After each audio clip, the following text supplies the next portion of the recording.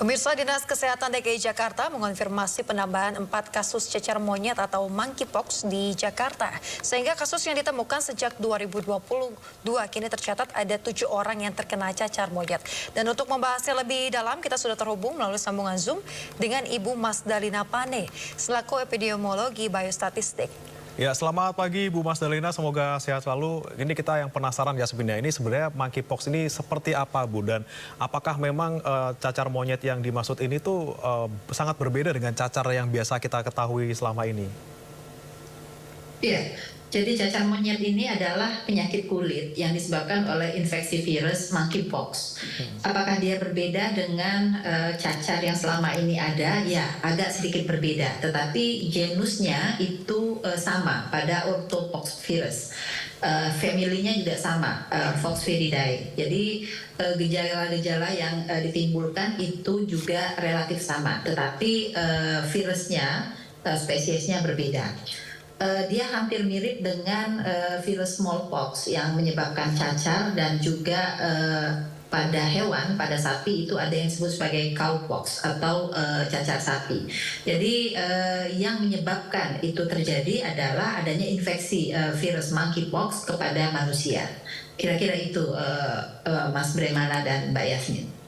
Lalu Bu, gejala cacar monyet yang paling terlihat secara kasat mata itu seperti apa Bu? Gejala yang utamanya itu biasanya adanya pada 5 hari pertama itu biasanya dimulai dari demam. Jadi adanya demam, kemudian sakit kepala yang berat, kemudian nyeri otot, sama seperti flu ya. Pada beberapa orang ada terjadi mual dan muntah. Tetapi setelah terjadinya demam 1-3 hari kemudian terjadi erupsi kulit. Erupsi kulitnya ini mulai dari ruam, bintik-bintik, lalu berubah menjadi vesikel atau lenting atau lepuhan. Lepuhan ini bisa berisi cairan, tapi kalau dia terinfeksi atau terinfeksi oleh bakteri lain, maka dia bisa menjadi nanah. Dan pada beberapa waktu, sekitar 2-4 minggu, lenting-lenting ini akan mengecil dan kemudian menjadi kerak. Setelah dia menjadi kerak dan terkelupas, lalu muncul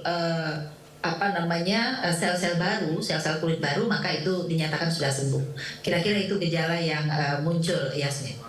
Ya, Ibu Mas Dalina, kalau kita bicara soal monkeypox, ini kan kok ada kata-kata monyet di sini. Kalau misalnya kita tahu flu burung kan biasanya bersumbernya memang karena misalnya ada burung di dekatnya, atau misalnya dia tinggal di tempat yang banyak burungnya dan ada penyakit di sana. Nah, kalau monkeypox ini Bu, memang apakah bisa dipastikan sumbernya dari monyet atau dari mana?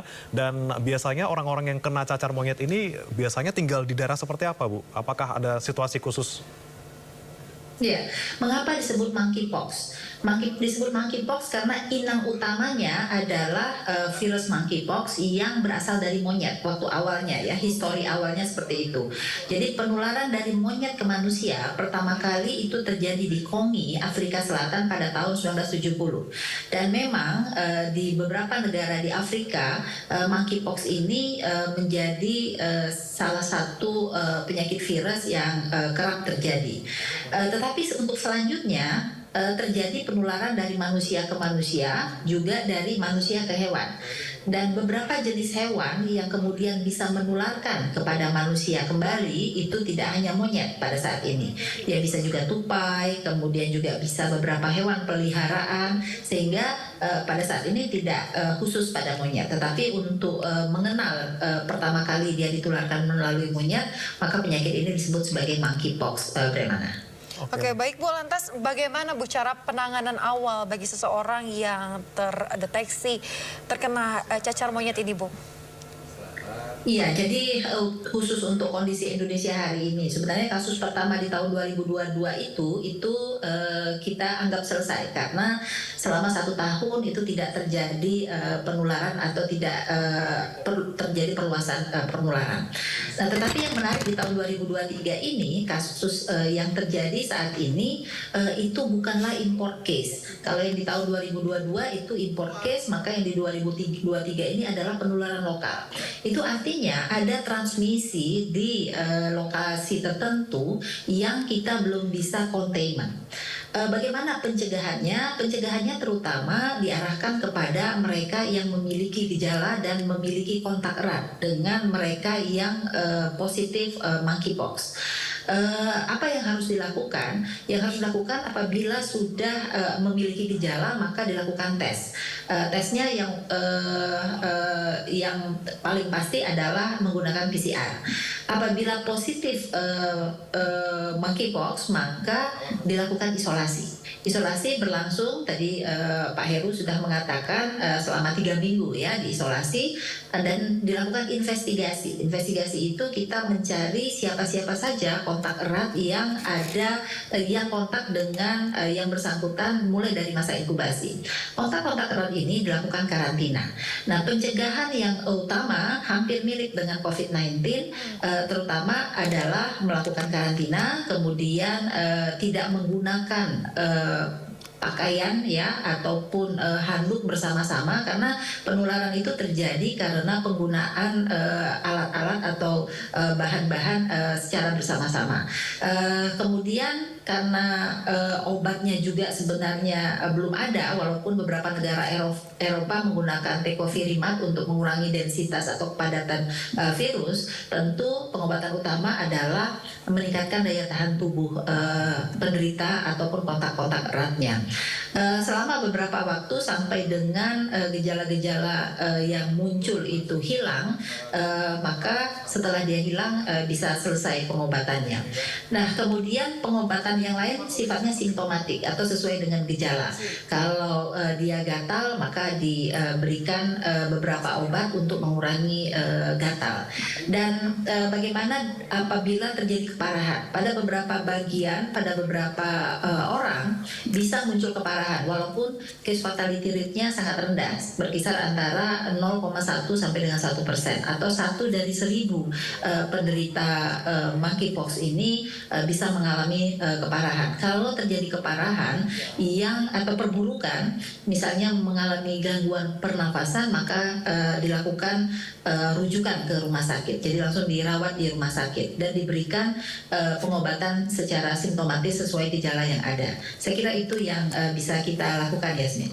Ya, Bu Mas Dalina, kan ini sempat dinyatakan waktu itu sempat tidak ada kasus, kemudian dinyatakan oke lah hilang gitu cacar monyet. Nah, ini yang kemudian bisa membuat faktor ini ada muncul lagi kasus, kemudian sekarang katanya sudah ada 7 orang di Jakarta yang terkena cacar monyet. Ini kenapa, Bu? Apakah memang selama ini tidak terdeteksi atau memang ada bahaya laten yang dipunyai oleh beberapa orang ataupun beberapa sumber yang kemudian membuat penyakit ini muncul lagi sekarang?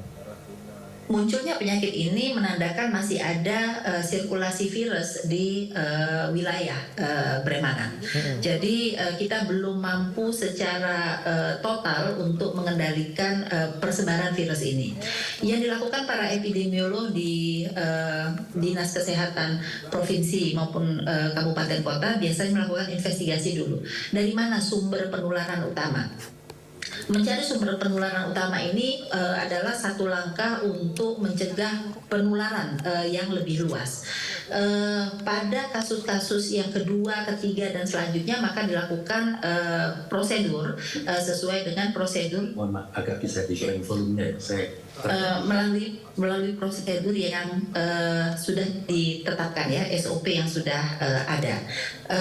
Kemudian memang kalau yang di 2023 ini karena sudah ada penularan lokal, maka teman-teman di lapangan harus bekerja lebih keras untuk bisa melakukan containment terhadap seluruh kasus yang ada supaya tidak terjadi penularan yang lebih banyak lagi, Bremana. Ya. Ibu, mungkin yang terakhir, Bu, bagaimana tips untuk mencegah dari penularan cacar monyet ini? Mungkin pada saat COVID-19 kita sering menerapkan 3M ya, Bremana ya. Nah, untuk cacar monyet ini sendiri apakah ada tips khusus, Bu? Yang pertama tentu kita menghindari kontak dengan mereka-mereka yang memiliki gejala. Kemudian yang kedua kita mendapatkan gejala-gejala ruang kulit atau adanya vesikel, maka segera pergi ke layanan kesehatan untuk bisa mendapatkan kepastian apakah benar itu cacar monyet ataupun tidak. Yang ketiga tentu tetap menerapkan perilaku hidup bersih dan sehat. Dan yang keempat, kita harus sering mencuci tangan karena virus tersebut bisa berada di permukaan yang jika seorang penderita memegang permukaan tersebut dan kemudian kita memegangnya juga, maka infeksi itu bisa mungkin terjadi pada diri kita. Dan selanjutnya adalah meningkatkan daya tahan tubuh dengan istirahat yang cukup dan mengkonsumsi makanan atau nutrisi yang baik. Saya kira itu cukup untuk kita mencegah dan terhindar dari monkeypox. Ya baik, terima kasih Ibu Mas Dalina selaku pakar epidemiologi biostatistik yang sudah meluangkan waktunya bersama kami. Sehat selalu Ibu, selamat beraktivitas kembali. Sama-sama, sehat semua ya. Ya. Terima kasih. Terima kasih, Bu.